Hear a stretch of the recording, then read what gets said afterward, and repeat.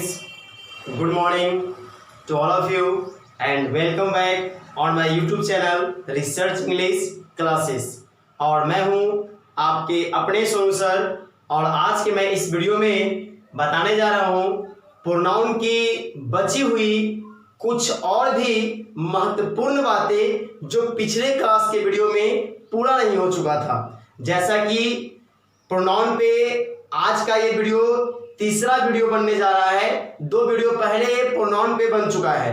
पहले प्रोनाउन के वीडियो में आप देख सकते हैं, वहां पे बताया गया था कि प्रोनाउन के 11 भेद को आप लोग कैसे बिल्कुल आसानी से याद कर सकते हैं। जहां पे मैं आपको जो प्रोनाउन है, प्रोनाउन जिसके 11 काइंड्स, कितने काइंड्स हैं?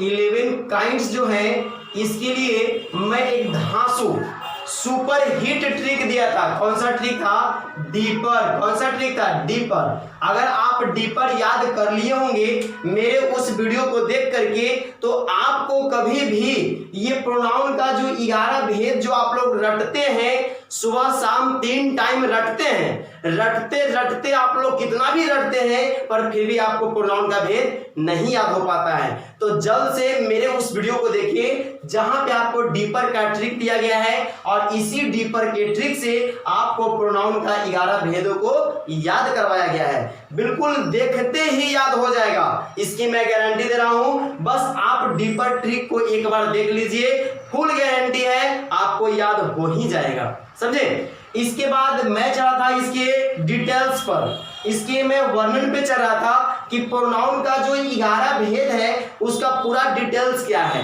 कैसे क्या है नहीं है। जिसमें मैं जो था पिछले क्लास के वीडियो में आप देख सकते हैं, वहां पे डी से 2 भेद बना था। एक था डिमोन्स्ट्रेटिव, दूसरा था डिस्ट्रीब्यूटिव, जिसकी मैं चर्चा, साथ ही इसका डिफिनेशन, इसका क्या गुण है, इन सारे बातों का चर्चा मैं पिछले क्लास के वीडियो में किया हूं। उसके बाद देखिए आई से भी 2 को बना था। तीसरा नंबर जो प्रोनाउन का भेद होता है इंट्रोगेटिव और चौथा में इंडेफिनिट। तो इंट्रोगेटिव क्या है, इंडेफिनिट क्या है, इसकी चर्चा भी मैं पिछले क्लास के वीडियो में कर चुका हूं। और 5वां नंबर जो भेद था वो था पर्सनल। पर्सनल प्रोनाउन जो खुद में एक प्रोनाउन का सबसे बड़ा हिस्सा माना जाता है, जिसके बारे में मैं चर्चा पिछले क्लास में किया था।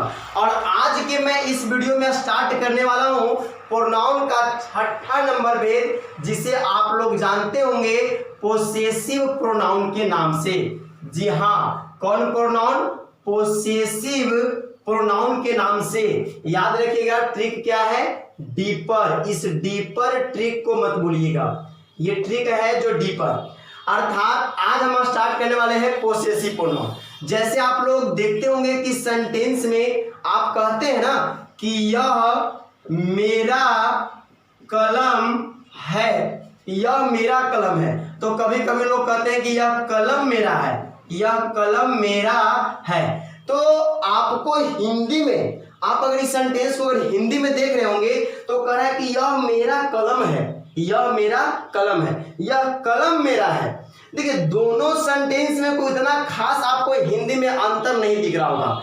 कितना लोग क्या करते हैं कि इसमें बहुत ही गलती करते हैं, कंफ्यूजन में रहते हैं, और कंफ्यूजन में रहने के कारण ऐसे ट्रांसलेशन को गलती करते हैं, क्योंकि देखने में बहुत ही छोटा सा ट्रांसलेशन है, यह मेरा कलम है, यह कलम मेरा है। कैसे बनेगा? बहुत ही सिंपल है, लेकिन फिर भी लोग क्या करते हैं? फंसते हैं। तो देखिए मैं बता दूं कि इस तरह के ट्रांसलेशन जो है आज आपको मैं इस वीडियो में डील करने वाला हूं, अर्थात बस यही पोसेसिव प्रोनाउन में। और आज इस वीडियो को आप अंत तक देखें, क्योंकि आज आपका ये वीडियो जो बनने जा रहा है प्रोनाउन का अंतिम वीडियो है, और इसी वीडियो के साथ प्रोनाउन आपका समाप्त हो जाएगा। और नेक्स्ट वीडियो में मैं आऊंगा एक नया टॉपिक के साथ। और यदि आप पिछले वीडियो को नहीं देखे अब तक के, तो आप मेरे चैनल पेज पे जाइए, वहां से वीडियो में जाकर के आप सारा वीडियो को बारी बारी से आराम से घर पर बैठे बैठे लॉकडाउन में देख सकते हैं।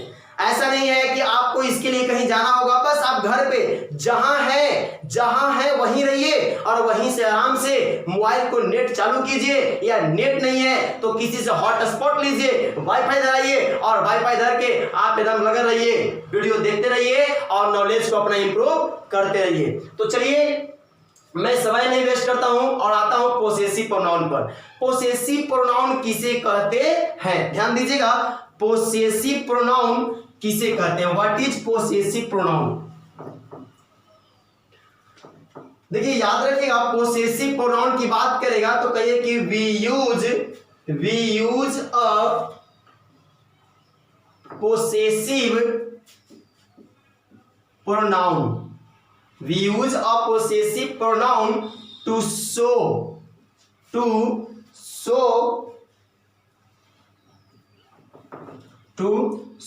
The ownership, to show the possession कह सकते हैं, टू से द पोसेशन और ऑनरशिप, अर्थात यदि बात करें कि पोसेसिव प्रोनाउन क्या है तो आप कहिएगा we use a possessive pronoun to show the possession और ऑनरशिप। हम लोग पोसेसिव प्रोनाउन का प्रयोग अधिकार या स्वामित्व दिखाने के लिए करते हैं। जैसे एग्जांपल की अगर मैं बात कर दूं तो एग्जांपल में इसमें हो जाएगा माइन, क्या हो जाएगा, माइन, आवर्स, क्या हो जाएगा, आवर्स, योर्स, क्या हो जाएगा, yours, ETC।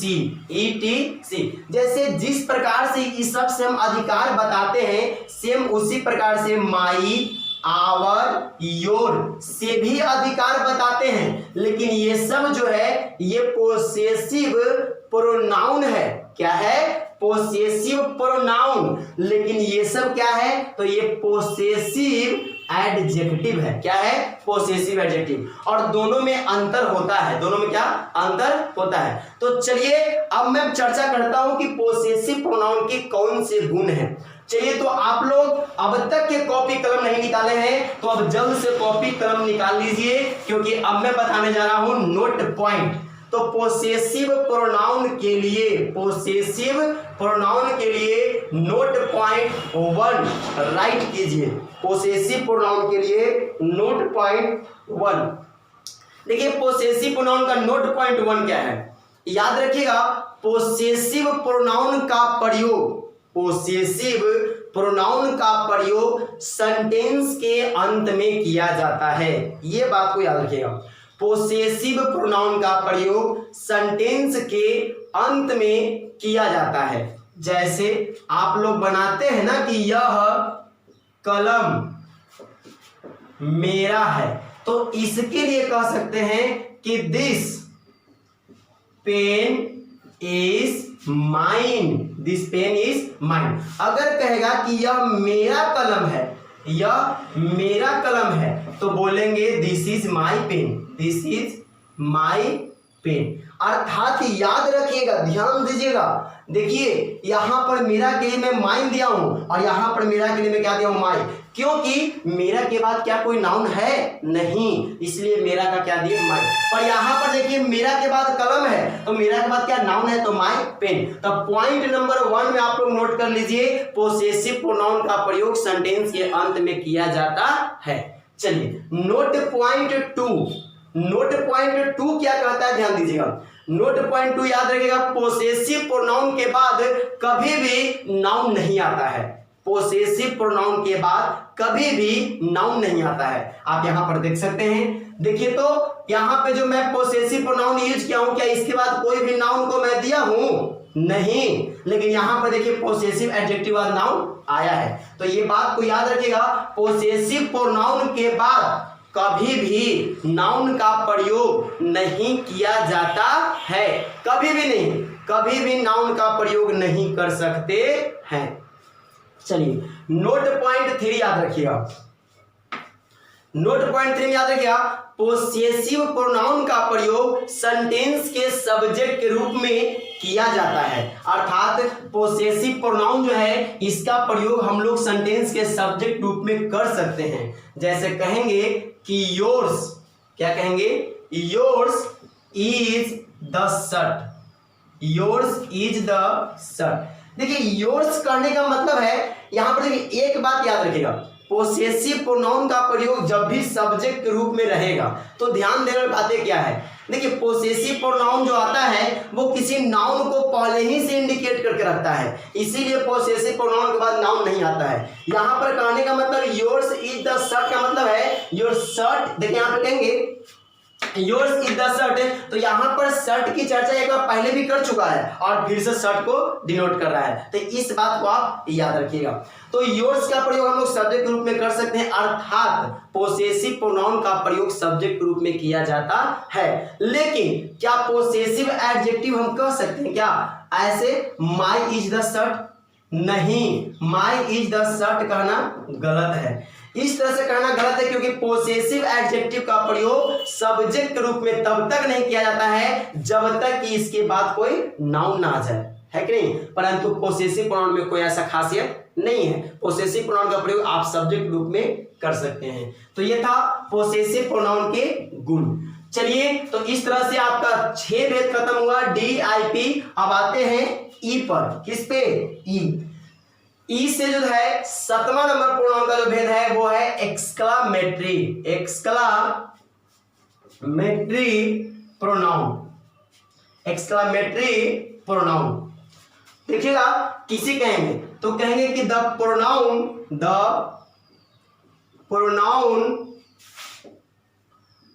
which is used to show exclamation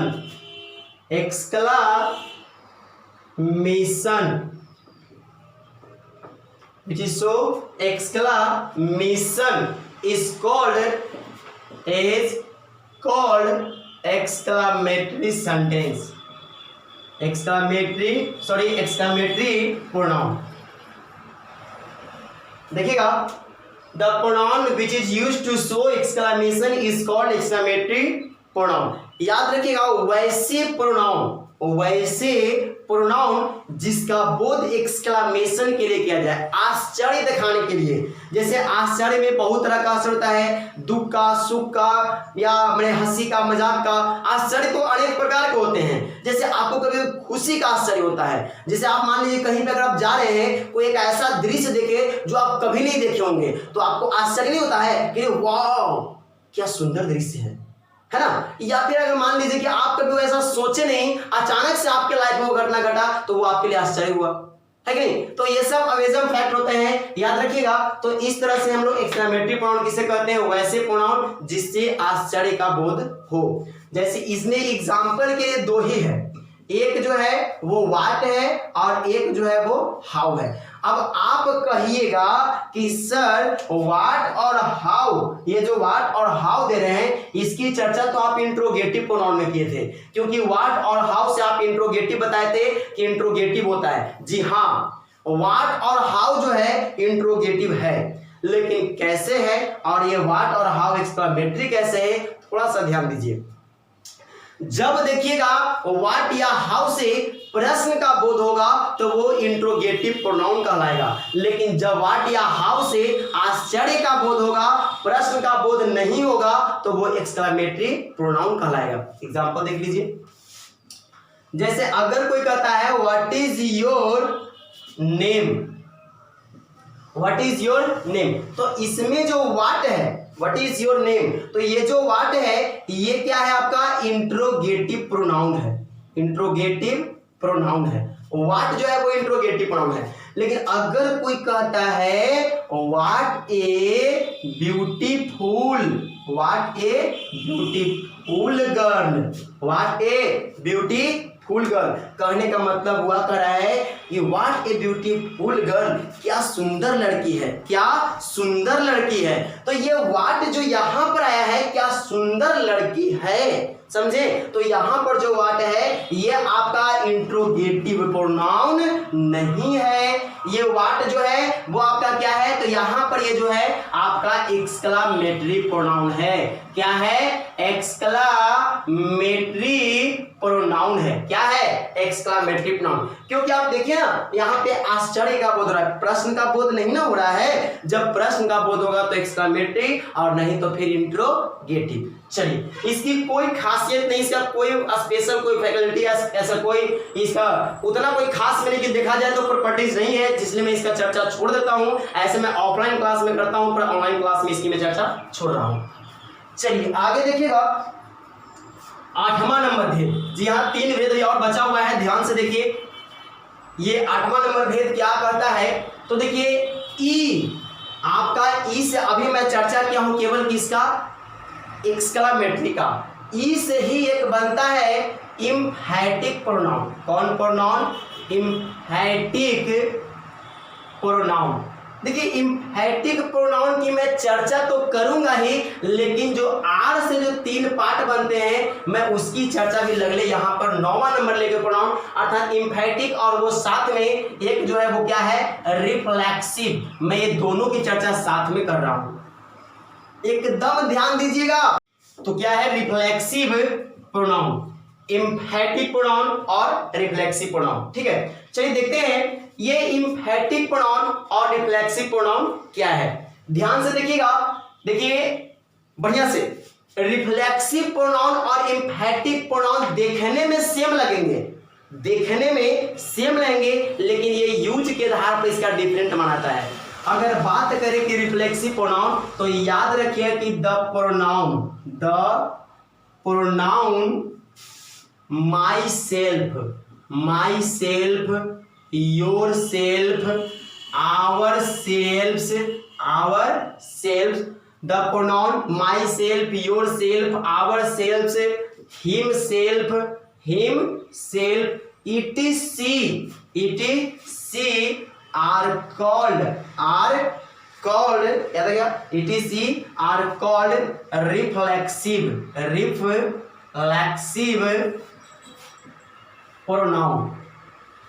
reflexive pronoun because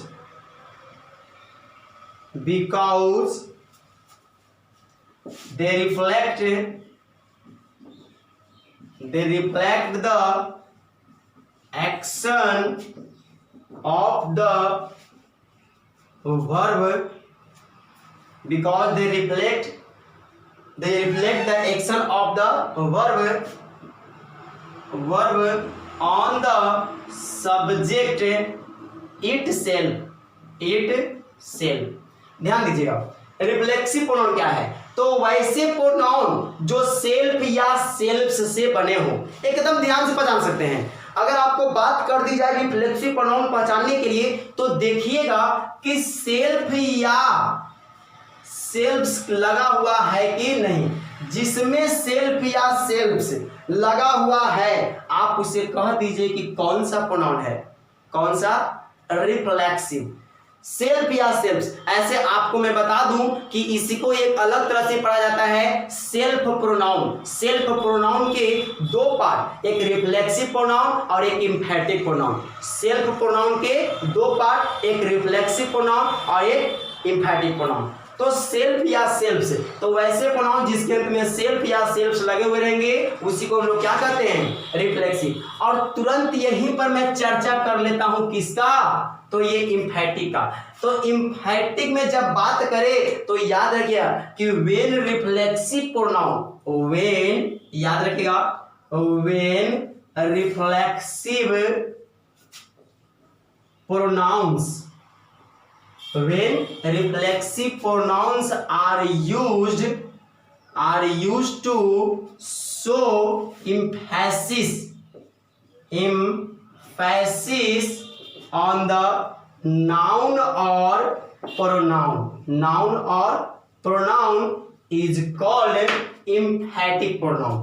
याद रखिएगा, अगर रिफ्लेक्सिव की बात करें कि रिफ्लेक्सिव प्रोनाउन किसे कहते हैं, तो याद रखिए सेल्फ या सेल्फ से बड़े प्रोनाउन को रिफ्लेक्सिव प्रोनाउन कहते हैं, क्योंकि ये जो है ये खुद के सब्जेक्ट के द्वारा किए गए कार्य को असर डालता है, उसके बारे में बतलाता है। और इम्फैटिक प्रोनाउन क्या करता है, तो जब रिफ्लेक्सिव प्रोनाउन का प्रयोग किसी नाउन या प्रोनाउन पर दबाव दिखाने के लिए, जोर दिखाने के लिए किया जाता है, तो उसी को बोलते हैं इम्फैटिक प्रोनाउन। चलिए मैं इन दोनों की गुण की चर्चा एक साथ करूंगा, क्योंकि मैं इसकी एक साथ में दोनों को लिख दिया हूं। अब थोड़ा सा एक साथ में दोनों को देख भी लेता हूं।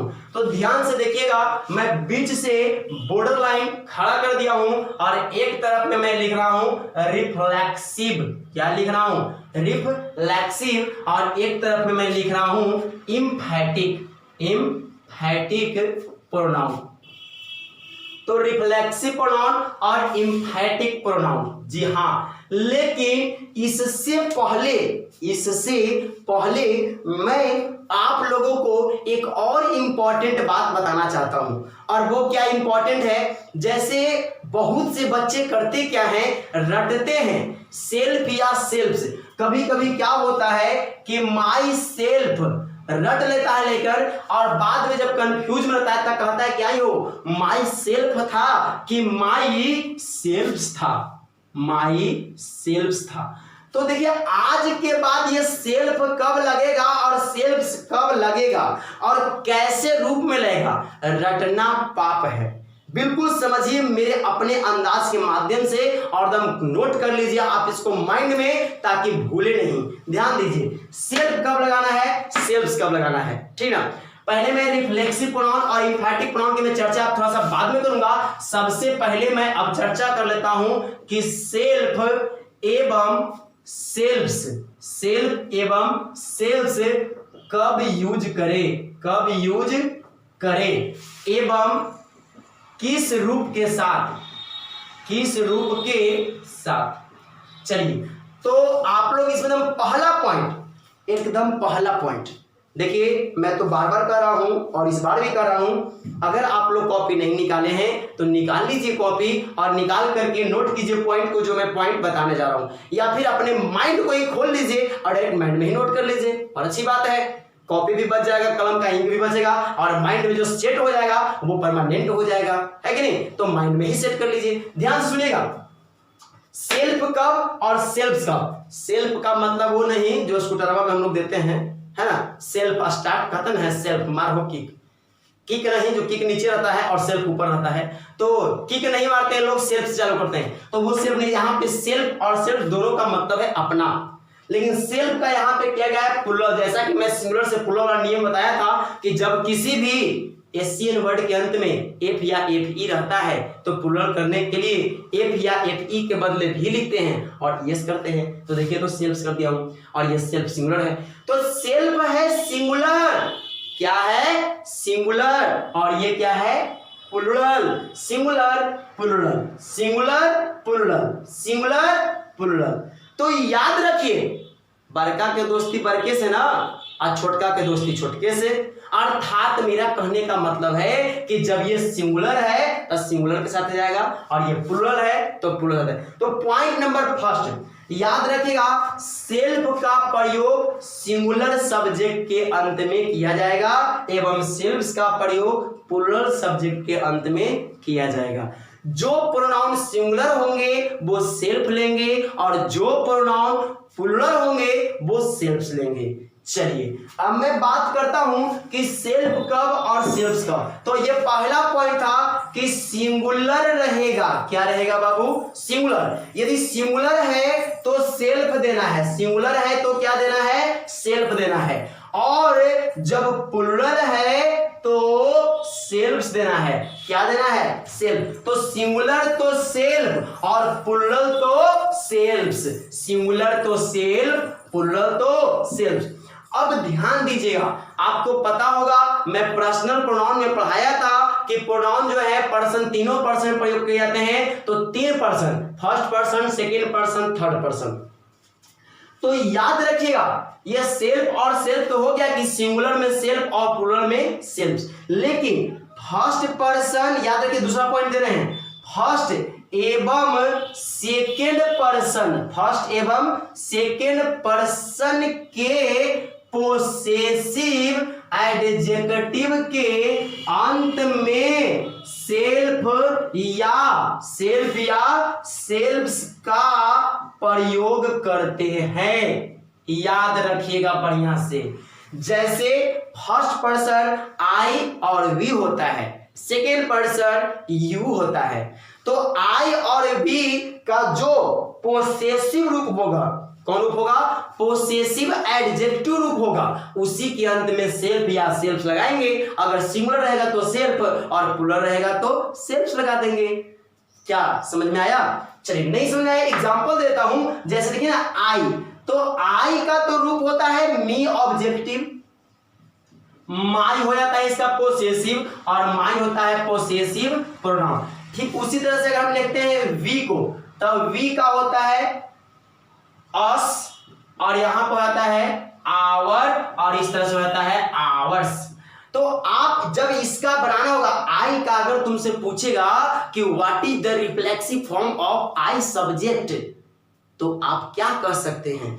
तो आई को देखिए, आई फर्स्ट पर्सन और आई सिंगुलर की प्लूरल। याद रखिएगा, वास्तव में आई एक सिंगुलर सब्जेक्ट है। ये लेने के लिए वर्ब सिंगुलर प्लूरल दोनों लेता है वो अलग बात है, लेकिन वास्तव में आई जो सब्जेक्ट है वो सिंगुलर है। वो क्या है? सिंगुलर है। ठीक है, तो वास्तव में आई जो है वो सिंगुलर सब्जेक्ट है, परंतु वर्ब लेने के लिए सिंगुलर प्लूरल दोनों ले सकता है। तो सिंगुलर के साथ में देखिए, तो सिंगुलर के साथ में सेल्फ, सिंगुलर के साथ में सेल्फ, प्लूरल के साथ में सेल्फ्स।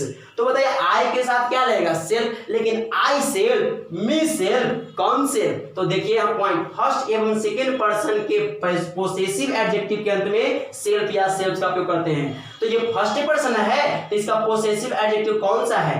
माई और आवर, तो इसके साथ लगेगा। तो माई के साथ सेल्फ की सेल्फ, सेल्फ तो माई सेल्फ। आवर के साथ सेल्फ्स की सेल्फ, तो सेल्फ्स, क्योंकि प्लूरल है तो आवर सेल्फ्स।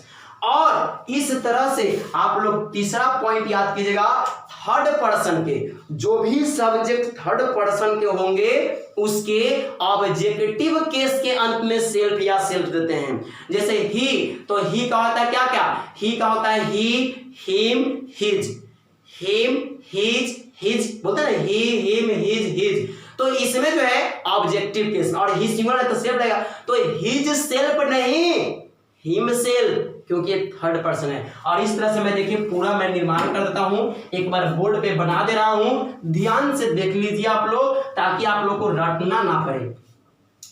देखिएगा ध्यान से, जैसे रहेगा क्या? फर्स्ट पर्सन, तो फर्स्ट पर्सन का जो भी रहेगा, तो फर्स्ट पर्सन के हम लोग जो है पोसेसिव एडजेक्टिव रूप को उठाएंगे। तो फर्स्ट पर्सन कौन होता है? आई होता है और बी होता है। इसका पोसेसिव रूप माई होता है और इसका क्या होता है?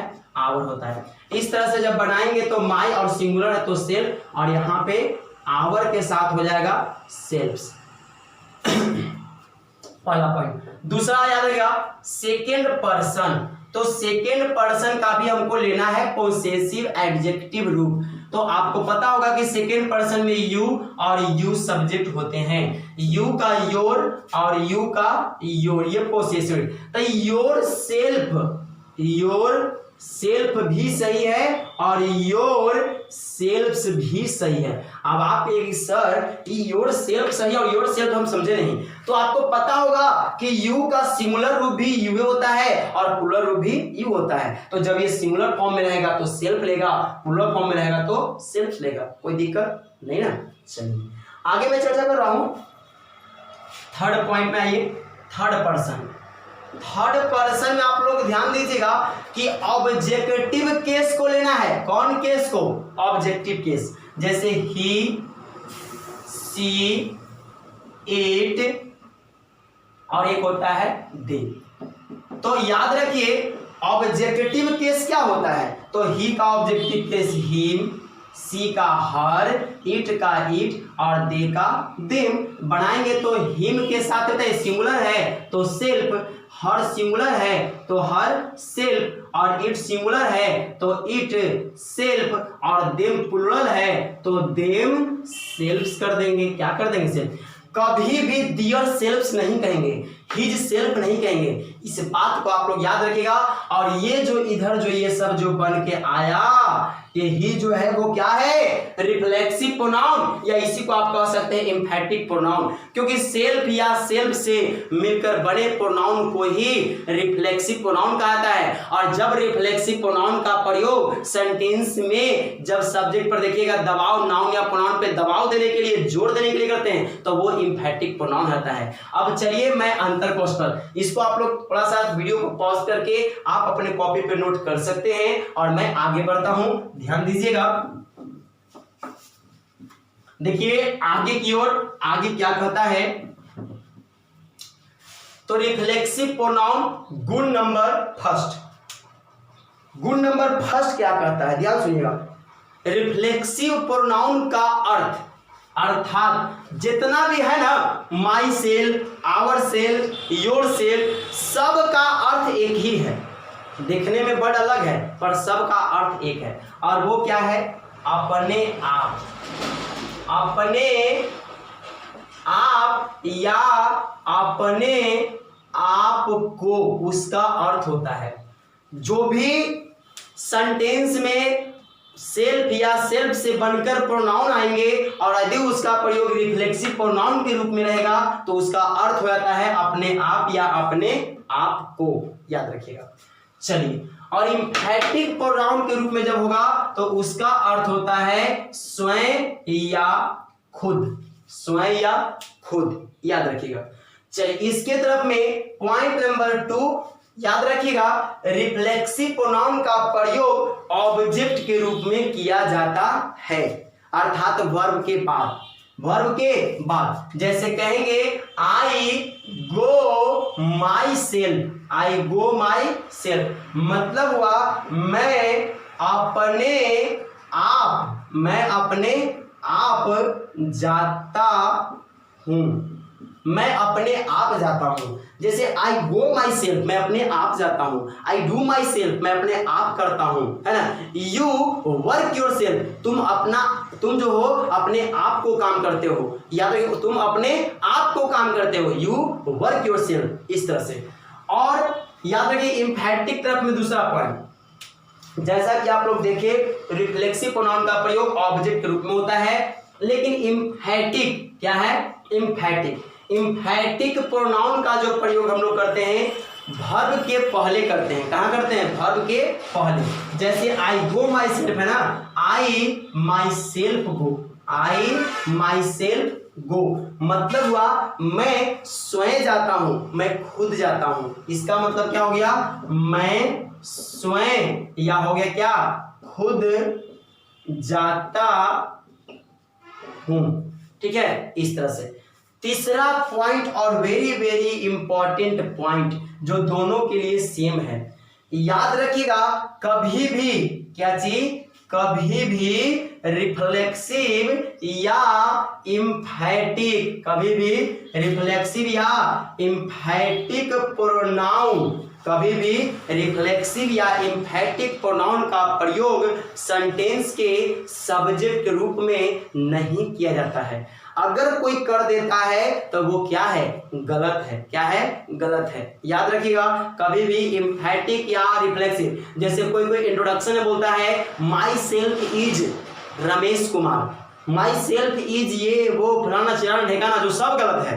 अगर आपको इंट्रोडक्शन देना है, खुद को इंट्रोड्यूस करना है, तो आई एम बोलिए, माई नेम इज बोलिए, दिस इज बोलिए, पर माई सेल्फ कभी मत बोलिए। क्यों? क्योंकि माई सेल्फ जो है वो एक रिफ्लेक्सिव प्रोनाउन है। कोई कह सकता है सर ये तो इम्फैटिक प्रोनाउन है, तो हाँ जी दोनों है। तो ये दोनों प्रोनाउन का प्रयोग सब्जेक्ट रूप में नहीं होता है, जो कि आप कर रहे हैं तो वो गलत हो जाएगा, है ना। इसीलिए कभी भी सेंटेंस की शुरुआत रिफ्लेक्सिव या इम्फैटिक प्रोनाउन से नहीं करनी चाहिए। तो ये था आपका रिफ्लेक्सिव प्रोनाउन और इम्फैटिक प्रोनाउन की गुण। चलिए, ये था 9वां नंबर प्रोनाउन। हम लोग 9 प्रोनाउन के बारे में चर्चा कर लिए हैं, मात्र 2 प्रोनाउन बचा हुआ है, अर्थात 10वां नंबर प्रोनाउन जो है वो है रिलेटिव। कौन सा प्रोनाउन है? Relative pronoun. जी हाँ, रिलेटिव प्रोनाउन क्या है? ध्यान से सुनिएगा। रिलेटिव प्रोनाउन किसे कहते हैं? तो याद रखिए, the pronoun stands instead of noun and also याद रखिएगा, the pronoun stands instead of noun and also joins the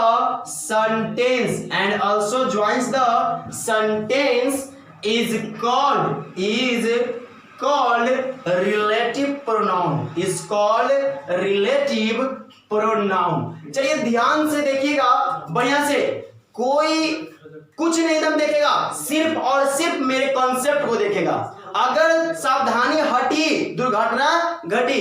आप लोग हल्ला मत कीजिए प्लीज, एकदम शांति बनाए रखिए, हल्ला नहीं करना है, समझ रहे?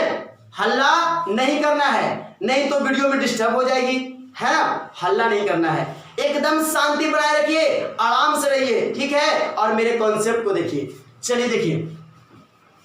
तो relative pronoun, the pronoun stands instead of noun and also joins the sentence is called relative pronoun. जी हाँ, वैसे प्रोनाउन जो नाउन के बदले आते हैं और वाक्य को भी जोड़ देते हैं, वाक्य को भी जोड़ देते हैं, उसी को हम लोग क्या कहते हैं, रिलेटिव प्रोनाउन कहते हैं। ध्यान से देखिए एग्जांपल, जैसे हम कहेंगे हु, कहेंगे विच, कहेंगे व्हाट, कहेंगे हुज, कहेंगे डैट।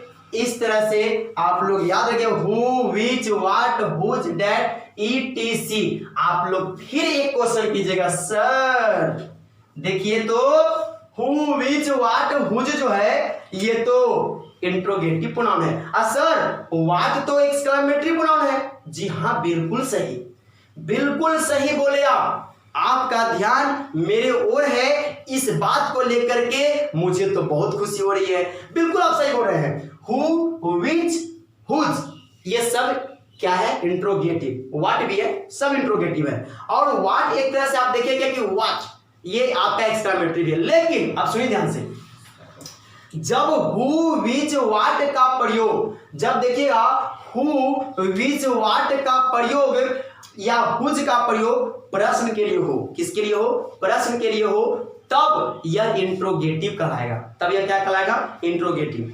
जब व्हाट का प्रयोग प्रश्न के लिए नहीं होता है, किसके लिए होता है, आश्चर्य व्यक्त करने के लिए, तब यह क्या कहलाता है, एक्सक्लेमेटरी। और जब इसी का प्रयोग ना प्रश्न के लिए हो ना आश्चर्य के लिए हो, संबंध को जोड़ने के लिए हो, संबंध को जोड़ने के लिए हो, तो उसे हम लोग कहेंगे रिलेटिव प्रोनाउन। कौन प्रोनाउन, रिलेटिव प्रोनाउन।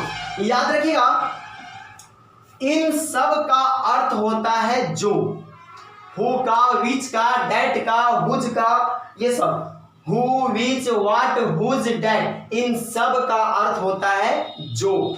जैसे हम लोग बोलते नहीं बोलते हैं, यह कलम जो कल खरीदे थे, यह कलम जो कल खरीदे थे लाल है। क्या है, लाल है। तो देखिए जो, क्या मैं जो बोलूंगा इसमें क्या देखिएगा, जब मैं बोलूंगा तब प्रश्न का बोध नहीं होगा। जब मैं बोलूंगा तो विच लगाऊंगा या हुम लगाऊंगा, इसमें कुछ भी लगाऊंगा, लेकिन प्रश्न का बोध मैं नहीं करवाऊंगा, प्रश्न का बोध मैं नहीं करवाऊंगा। ध्यान से देखिए, अब याद रखिए कैसे, जैसे एग्जांपल में देख लिए, हम कहेंगे the boy who is playing there is my brother. ध्यान से देख लीजिए एग्जाम्पल को, कह कि the boy who is playing there is my brother. अर्थात कह रहा है क्या, जो बच्चा, देखिए हु का अर्थ यहाँ पे जो है, जो बच्चा वहां खेल रहा है वो क्या है, मेरा भाई है। जो बच्चा वहां खेल रहा है मेरा भाई है, समझे। चलिए तो जल्द से इसके हम लोग प्रॉपर्टीज देखते हैं, क्योंकि ये second last of kinds pronoun है और हम लोग देखेंगे जल्द से लास्ट काइंड्स, क्योंकि समय बहुत ज्यादा होते जा रही है और वीडियो भी लॉन्ग हो रही है। ध्यान से देखिएगा एग्जाम्पल को, तो इसमें नोट पॉइंट आप लोग 1 याद कीजिए। जैसे नोट पॉइंट 1 में याद है हु का प्रयोग सजीव के लिए, किसके लिए, सजीव के लिए। हु का, हुम का और हुज का, याद रखिएगा हु, हुम, हुज ये तीनों का प्रयोग केवल सजीव के लिए, किसके लिए, सजीव के लिए। विच का प्रयोग जब करेंगे तो केवल निर्जीव के लिए, किसके लिए करेंगे, निर्जीव के लिए। देखिए ईरन पकड़ने में मजा आएगा, क्योंकि होगा क्या, विच दे रहेगा और आपको सजीव दे रहेगा, जो गलत है। और डैट का प्रयोग, जो डैट होता है ना, डैट का प्रयोग दोनों के लिए करते हैं, किसके लिए करते हैं, दोनों के लिए, सजीव के लिए भी और निर्जीव के लिए भी। सजीव एवं निर्जीव दोनों के लिए इसका प्रयोग हम लोग करते हैं। ध्यान दीजिएगा, विच एंड डैट, और ये क्या है, तो जैसे एग्जांपल में क्लियर कर दे रहा हूं, ध्यान से सुनिएगा। ध्यान सुनिए, हल्ला कौन कर रहे हैं आप लोग जी, ध्यान से देखिए। हल्ला मत कीजिए, डिस्टर्ब हो रहा है कि नहीं, हल्ला मत कीजिए, इधर देखिए, देखिए ध्यान से। तो मैं कहता हूं क्या, who which that, who which that, और साथ ही आपका क्या, सबका प्रयोग देख रहे हैं। तो हु का प्रयोग सजीव के लिए मैं बताया, जैसे कहेगा अगर कि the boy who is playing there is my brother, बिल्कुल सही है, 1% गलती नहीं है, क्योंकि देखिए ना हु आया है, बॉय आया है, सजीव है, क्या है, सजीव। लेकिन अगर कहता है कि the boy which is playing there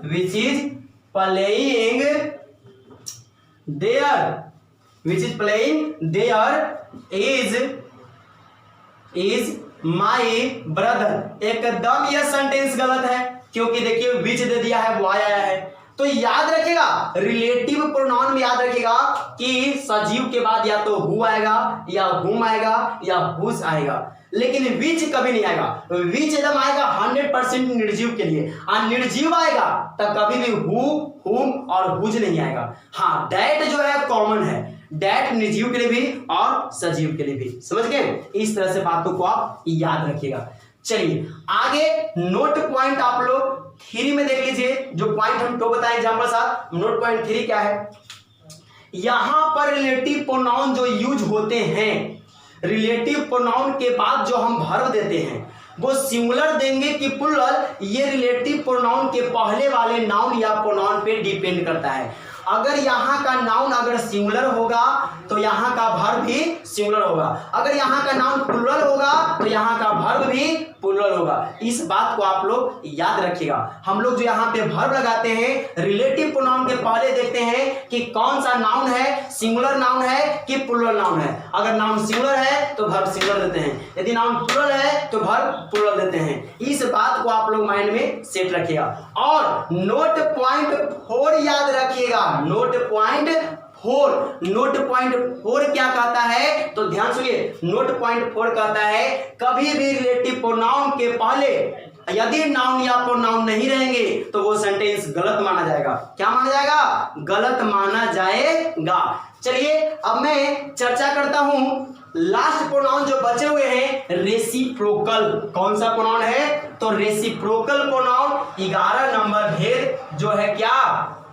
reciprocal pronoun. जी हाँ, ध्यान से सुन लीजिए, लास्ट है, एकदम खत्म, प्रोनाउन अब खत्म। याद रखिएगा कि ईच अदर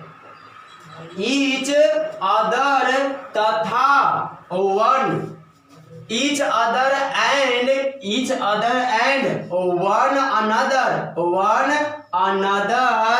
आर कॉल्ड क्या, रेसिप्रोकल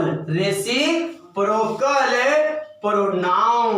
जी हाँ, ईच अदर तथा वन अनदर को रेसिप्रोकल प्रोनाउन कहा जाता है। इसका एग्जाम्पल में और नोट में आप लोग याद कर लीजिए ध्यान से। Each other, note point first number यहां सुन लीजिए।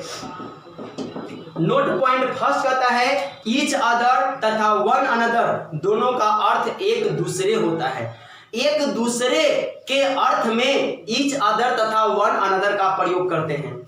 नोट पॉइंट 2, ईच अदर का प्रयोग केवल 2 व्यक्ति वस्तु के बीच एक दूसरे के अर्थ में करते हैं। और नोट पॉइंट 3 याद रखिएगा, वन अनदर का प्रयोग 2 से अधिक व्यक्ति वस्तु के बीच एक दूसरे के अर्थ में करते हैं। जैसे अगर कहना होगा कि राम और सीता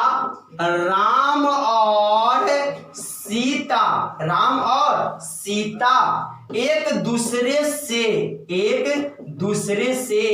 प्यार करते हैं, एक दूसरे से प्यार करते हैं। राम और सीता एक दूसरे से प्यार करते हैं। अगर हमको देखिए यहाँ पे राम और सीता क्या 2 है कि 2 से अनेक है। देखिए एक दूसरे के लिए 2 मीनिंग है। ईच अदर का मतलब ही एक दूसरे और वन अनदर का मतलब ही एक दूसरे। लेकिन जब यूज करना होगा तो ध्यान दीजिएगा, क्या ध्यान देना है, जब दो के बीच एक दूसरे रहेगा तो ईच अदर, जब दो से अधिक हो जाएगा तो वन अनदर। तो यहां पे जब हम कहेंगे तो कहेंगे राम एंड सीता, राम एंड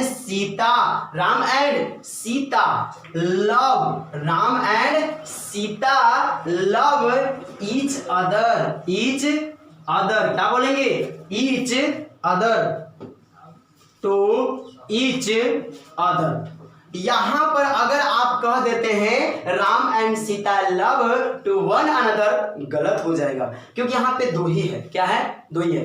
तो इसी के साथ आपका प्रोनाउन समाप्त हुआ और मैं एक बार पुनः बढ़िया से शुरू से लेकर के अंत तक के संक्षिप्त में मैं वर्णन कर देता हूं और आप लोग बढ़िया से नोट कर लीजिएगा। देखिए ध्यान से, बढ़िया से, एकदम प्यार से, ठीक है। देखिए जैसे प्रोनाउन, तो प्रोनाउन के बारे में मैं बताया था, द नाउन या द वर्ड बोले, the word which comes instead of noun is called pronoun. वैसे शब्द जो नाउन के बदले आते हैं प्रोनाउन कहलाते हैं। साथ ही मैं बताया था इसका 11 काइंड्स, इसके 11 भी होते हैं, जिसके लिए मैं एक शानदार ट्रिक डीपर दिया था। क्या दिया था, डीपर। देखिए मैं इस डीपर से 11 भेद बनाता हूं, ध्यान से देखिए, खत्म हो रहा है। पहला नंबर मैं यहां पे बना रहा हूं, वो है डिमॉन्स्ट्रेटिव। क्या है, डिमॉन्स्ट्रेटिव प्रोनाउन। जी हां, पहला नंबर डिमॉन्स्ट्रेटिव प्रोनाउन, ठीक है। दूसरा जो था डीसी बना था, डिस्ट्रीब्यूटिव प्रोनाउन। देखिएगा पहला जो है डिमॉन्स्ट्रेटिव प्रोनाउन, देखिए शॉर्ट में मैं लिख रहा हूं क्योंकि लॉन्ग लिखो तो पूरा 11 नहीं हटेगा ना, इसलिए डिमॉन्स्ट्रेटिव। दूसरा जो है वो है डिस्ट्रीब्यूटिव, डी से 2 हो गया। ये देखिए आई से एक बनता है इंट्रोगेटिव प्रोनाउन और आई से एक बनता है इंडेफिनिट प्रोनाउन। चलिए पी से देखिएगा तो एक बनता है पर्सनल प्रोनाउन और एक बनता है पी से पोसेसिव प्रोनाउन। कौन प्रोनाउन, पोसेसिव प्रोनाउन। इस तरह से ई से एक बनता है एक्सक्लामेटरी प्रोनाउन और एक बनता है एम्फैटिक प्रोनाउन, एम्फैटिक प्रोनाउन। इस तरह से आर से एक था रिफ्लेक्सिव, एक था आर से रिलेटिव और आर से एक था रेसिप्रोकल। आप गिन सकते हैं 1 2 3 4 5 6 7 8 9 10 11। ध्यान से देखिएगा, जैसा कि डिमॉन्स्ट्रेटिव प्रोनाउन में बताया था कि वैसे प्रोनाउन जो सूचित करता है वो कौन कौन था, तो इसमें हम लोग लिखे थे दिस, दैट, दीज, दोज, है ना। डिस्ट्रीब्यूटिव प्रोनाउन किसे कहते हैं, तो जब ईच बताया था ना, जब each, either, neither, each, either, neither, every का प्रयोग जब देखिएगा कि किसके रूप में हो, नाउन प्रोनाउन के रूप में हो, तो बोलते हैं डिस्ट्रीब्यूटिव। इसी में आ जाता है एनी, एनीथिंग, सब है ना, एनी आता है या एनी वन आता है इस तरह से, या नन आता है। आगे देखिएगा इंट्रोगेटिव में हो गया व्हाट, व्हेन, हु, वेयर, जिससे प्रश्न का बोध हो। इंडेफिनिट जिससे संख्या का बोध नहीं हो, जैसे में समवन, सम वन, ऑल, सम, एनी या फिर एनीवन कह सकते हैं या नथिंग कह सकते हैं, इस तरह से। पर्सनल प्रोनाउन में तो आई, वी, यू, ही, सी है, जिससे प्रश्न का बोध होता है।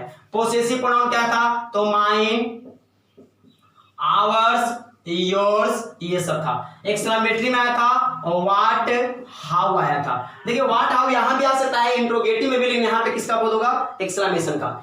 एम्फैटिक प्रोनाउन वही माई सेल्फ, आवर, सेल्फ्स, ये सब हो जाएंगे। इसी तरह से रिफ्लेक्सिव सेम हो जाएगा क्योंकि दोनों सेम ही था। यहां पे बात करता हूं रिलेटिव का, तो हु हो जाएगा, विच हो जाएगा, दैट हो जाएगा, हुम हो जाएगा, है ना, इस तरह से हो जाएगा, व्हाट हो जाएगा ये। और रेसिप्रोकल में तो आप लोग समझ ही सकते हैं कि ईच अदर होता है और ये क्या होता है, वन अनदर होता है, वन अनदर। तो इस तरह से मैं प्रोनाउन के सभी भेद की चर्चा में कर चुका हूं और इसी के साथ आप प्रोनाउन आज जो है, आज आपका प्रोनाउन टॉपिक समाप्त हो गया। कल हम लोग एक नए टॉपिक के साथ अपने इसी चैनल पे मिलने वाले हैं। तो आप लोग इस टॉपिक का भरपूर आनंद ले, याद कर ले, और फिर हम कल मिलते हैं इसी चैनल पे रिसर्च इंग्लिश सोनू सर पे। आप लोग भूले नहीं देखना, वीडियो को लाइक करना, और अच्छा लगे तो आप अपने दोस्तों को शेयर जरूर कीजिए। Thanks for watching my video.